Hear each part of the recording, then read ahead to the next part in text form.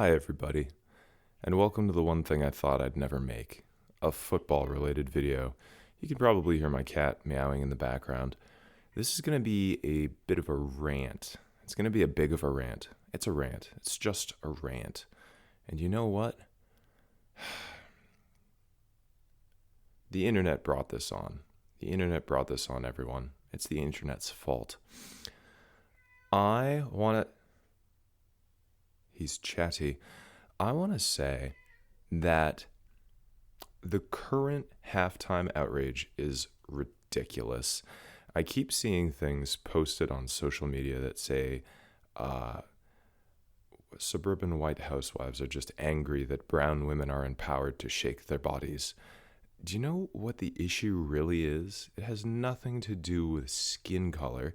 It has everything to do with gender and the valuing of the female person, the valuing of women, and the idea that maybe what they have to offer is too valuable to show to everybody on a camera. It comes from the thought, the feeling that maybe what's valuable is also what's exclusive. Maybe what's important is also what is difficult to attain. It's the weirdest thing, really. It's like we're valuing women and we don't want them to flaunt themselves on TV. Now, if they want to do it, they had the freedom to, and there's quite a few people who enjoyed it. And great. But the opposite side of that might be similarly well-intentioned. I can't stand when people make things like this about race because it probably has nothing to do with that. Unless the person you are quoting literally said, "I can't stand when brown women shake what they have," then it's got nothing to do with women who are brown. It's probably got something to do with something else. It's probably got everything to do with something else.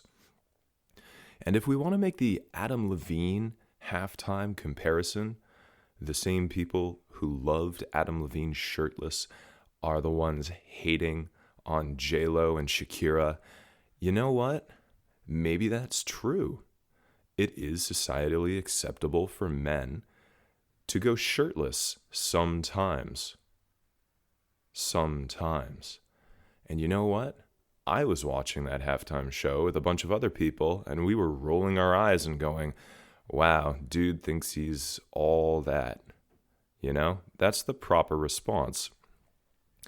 But to the point that it's moms, white suburban American moms, who are looking at Adam Levine and going, yes, with big hearts for eyes, and then looking at J-Lo and Shakira, who are just, two hardworking, amazing, talented artists, which they are. That's true. I don't really care for their music, but they are. The idea that these moms are looking at them and going, ugh, they're brown, or ugh, they're women, or anything to that effect it's ascribing motive. Why are you assuming that? Did they tell you that? Are you just assuming that they have implicit bias that's clouding their judgment and making them foolish? That's making them unreasonable? No reasonable person in the year 2020 thinks, why'd I say it like that? 2020. No reasonable person in the current year watched that halftime show and went, ugh, I can't stand when women of color dance. Nobody said that. Nobody. People may have watched it and said, you know what? They are dressed only like in weird foil and tinsel warm enough to, I don't know, keep them from freezing on a brisk winter night right now. They're wrapped, I don't know. They're not decent. They're not fit for society currently in their current garb. They are catering to everybody, not just the people who like them as artists. They are flaunting their femininity in a way that makes them seem as though they themselves don't respect their own abilities as artists. Maybe that's the issue. Maybe that's the issue. In a culture that says, believe all women and respect women, and women can do anything that men can do, and they can do it better, why does it become... How can you have it both ways? How can you have it both ways? How can it be that women are beautiful and they don't deserve to be objectified and they should be respected, which, yes, absolutely. How can you have that on the one hand and then say, no, but they can dress in tinsel and they can bear everything possible.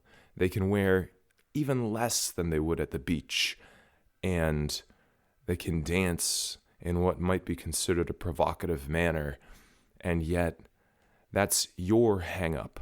That's your hang-up because you're a gross person. How can we think that? How can we hold those two ideas together? That is...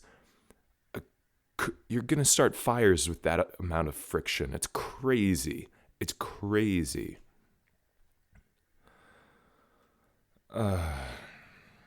To all the people who looked at it and said they only hate because J-Lo and Shakira are brown, guess what? You guys are the ones making it about race. It had nothing to do with race until you said something about it. It had everything to do with gender and femininity and how we perceive women and how we perceive modesty. And you can argue about whether or not those things are good. You can argue about whether or not those things are moral or just, whether or not women deserve to have those expectations placed on them. And those are good arguments to have. But this is about gender. This is about what's appropriate. This is about issues of modesty and respect. And it has nothing to do with race. Incidentally, I just watched it, and I have to say two things. Number one, I love Shakira's song She-Wolf. And number two, there's no way that that is not meant to be taken sexually.